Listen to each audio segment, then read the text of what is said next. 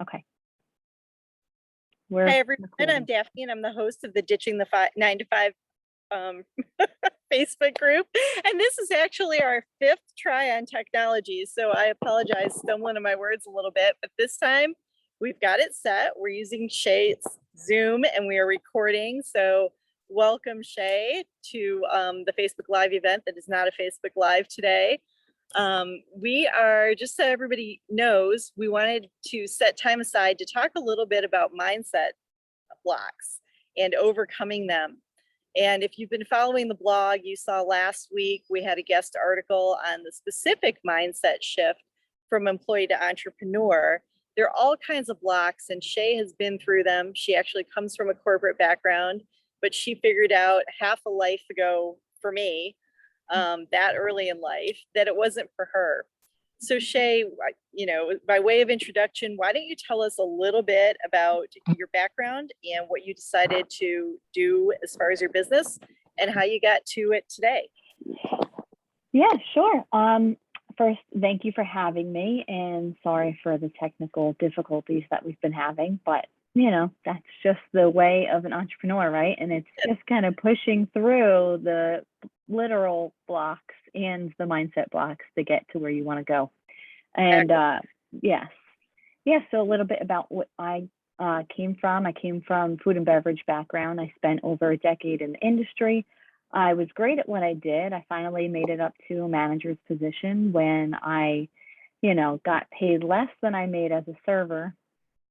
I worked more hours, and they wanted me to be on call 24/7 because it was a luxury hotel. So literally 2 o'clock in the morning or 2 o'clock in the afternoon, I was expected to pick up the phone and go in.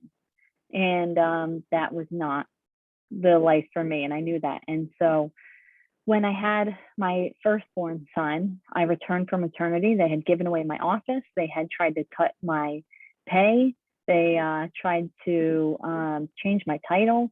And I just waited it out until they laid me off. And when they laid me off, I was already pregnant with my second. And I said, enough's enough, because I was tired of just being another cog in the machine.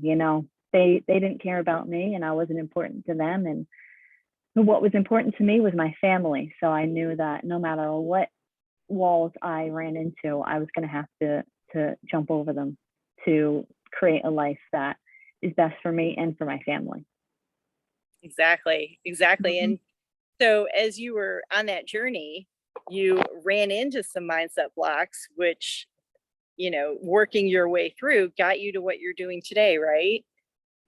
Yes. I started actually in the entrepreneurial world, as a lot of people I know do, either with a direct sales company, and that kind of led me to blogging. And with both, I was kind of lacking direction. I didn't know what I would want to really do with that. And as I was kind of stumbling around and trying to, either talk to different people to try my products, or I was trying to figure out what to write about, there were those inner voices in my head, what are you doing? You can never do this, this and that and the other thing, you're crazy. And that was when I kind of fell into mindset, because I said, I have to make this work, and I'm going to make this work, but I have to get through these stumbling blocks. And so I figured a lot of other entrepreneurs are probably running into the same mind blocks that I was. So I wanted to help the other entrepreneurs that felt like I did, that felt like, they were in their own way the entire time. So how did you start that process? I mean, you obviously sat down and said, okay, this is what I want, so I'm going to make it happen. Right? Yeah. What are some of the steps that you took specifically to get you rolling without giving away your whole business for free, right? Because people want to work with you. Yeah. What got me started exactly? I gotta remember. I think it was that, my director of my direct sales company would mention different self-help books. And so as I was, at home and recovering after my second, and, we just started blocking out time during the day to do a little work out. And when I would work out, I would listen to a different self-help book. And I really fell into the world of, Gabby Bernstein and John C. Maxwell and so on and so forth, to just improve my skill set, I guess, as a business owner. And I just really fell in love with the whole self-help idea and meditating and doing yoga and all of those things.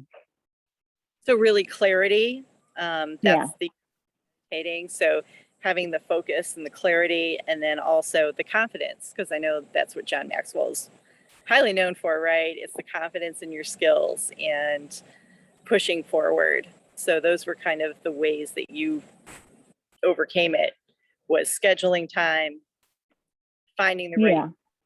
books, and that kind of Hmm. thing. Excellent. Yeah. Yeah. Excellent. So what other thoughts do you have on, shift mindset shifts to, when you come from that corporate world of everything needs approval, right? So you don't know it's perfect until someone tells you it's perfect, right? That's kind of the Hmm. mindset. Even if Hmm. you liked another version of something, it doesn't matter. It's that final approval. So how do you get to the point of being an entrepreneur where you make the decision and you're okay with it? It's tough to say because I don't think you're ever going to be okay with it. You're just going to have to do it. And I think that was something that I learned more than anything, was just you have to start somewhere. And once you start somewhere, it goes into the next level and the next level. It's really one foot in front of the other. And I've changed my destination a few times, and I think that that's part of the journey. That's part of discovering yourself and what you really want, and allowing, the universe or God or whatever you want to call it to guide you on your way. So pick a spot, start where you are, and just keep going. And that, believe in that, even if it's not right now, it's not a failure. It's just a learning process. And once you learn that that's maybe not what you wanted to do, go try the next thing that you maybe want to do. So, just embrace, surrender, and embrace the process. Yeah, I agree. And that taking imperfect action, I mean, I wrote a whole blog post on it because that was one of my biggest, and I've talked to so many people who come out of corporate that they don't want to do something until they know for sure that it's perfect. They don't want to launch it, show it, share it, promote it until it's perfect. And the reality is, one of my good friend Joyce, who is in this group too, and she's also a coach, she says, it's a little harsh, but the reality is nobody's really looking. How many people do you really think saw that blog post? Mm-hmm. You can go in and change it and fix it, right? Mm-hmm. So I think that imperfect action and that moving forward thought process that you mentioned is great. So what are some of the things that when you work with a client that you look for to get started with that client? Well, I think you really need to work through the different layers of why you're pursuing it. What's your why? And what is it that you ultimately want to be your life? Because that goes a long way. Again, I said I got started with a direct sales company because it was an opportunity to be my own boss. But when I got down to what my why was and where I wanted to go, that wasn't exactly aligned, with what I envisioned for my future. And so it's fine to start there. But yeah, I think the very first step is to get really honest with yourself. What do you really see in your future? Because, with direct sales, it's a lot of talking to people. It's a lot of, even talking with your teammates and stuff like that. And that's how I kind of worked my way over to coaching and, writing a book and having a course, because that's a little bit less time consuming and socially straining, we'll say. I'm much more of an introvert, so sitting and writing all day is much more suited to me. Yeah. And I agree with you. And I think if your why, and that was another blog post I recently wrote because I was getting in a little bit of a spin myself with Overwhelm. And so I met with my coach a couple of weeks ago, and that prompted that blog post. And the thought was, exactly what you're saying. It's like you think one end could be that, what you're doing is a means to an end, but that end might not be the end you really want, right? You think you need to be an entrepreneur to get the life you want, but the reality is, what type of entrepreneur? right? Like you were saying, what it was for you was really not about being your own boss. It was about having your time and not having other people in your schedule or controlling your schedule, right? Yeah. So it's important to, and I think that comes with time too, right? I mean, you don't know until you dive in how something is gonna really work out and how it's Yeah, gonna. I mean, you know, even with a blog, it's a lot more technical than I was anticipating. And so that has made for some headaches, I'll tell you. But Yeah. but I do enjoy it, you know, and I've learned to enjoy it. And again, it's more suited to me. That's problem solving. That's, you know, sitting and thinking on a problem that I can do, you know. I can't approach people in the mall, which is what I had started doing, but that's fine. You start somewhere. Yeah, I agree. And I think, you know, with the blog too, that's why I chose, you know, I started the Free at 50 blog really as testing blogging because I knew I liked writing. I knew I liked food and travel. I liked history. Well, I just moved to Colonial Williamsburg a few months ago, you know, and a blog about that. But the reality is, once I got going into it, I thought, you know, all these people out there that want to start their own business or do something, they might not realize what it entails. So that's why I kept going with the Free at 50 blog to be a resource about building a business and why we're having these kinds of discussions, because just that in itself is a whole topic, becoming an entrepreneur. Yeah.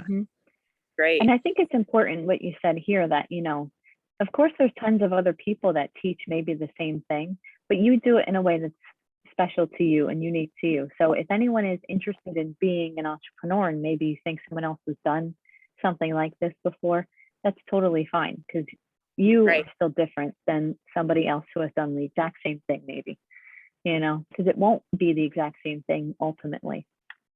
And no, you don't find your passion.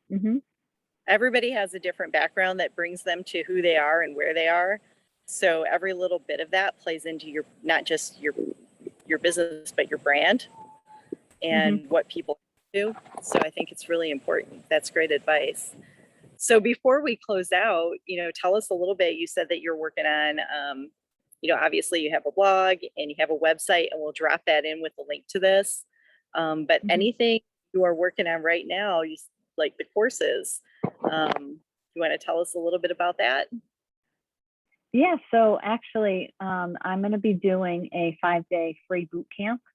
I think it's going to launch, well, I know it's going to launch on September 13th as long as everything goes fine, technologically speaking. But yeah, and that's going to be 5 days. And it's just going to talk about all these things sort of that we talked about here, your why, but how to turn your why into a business with, you know, branding and breaking past some of those mindset things that are probably holding you back. You know, maybe it's the voice of somebody in your head saying that you can't possibly do that. You know, one of the most famous entrepreneurs right now is Barbara Corcoran. She's a shark on Shark Tank. And she says it all the time. She says, I was dyslexic growing up. Every teacher said I was stupid, you know, this, that, and the other thing.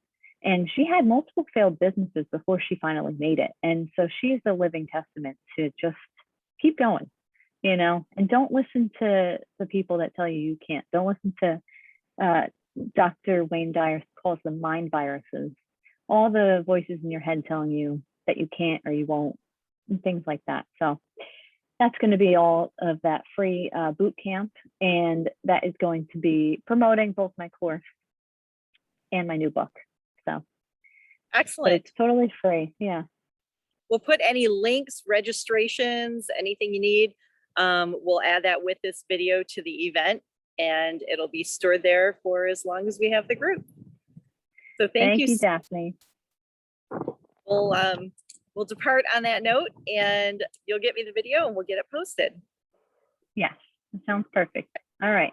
Now if I can figure out how to stop recording. Okay. Thank you. See you later.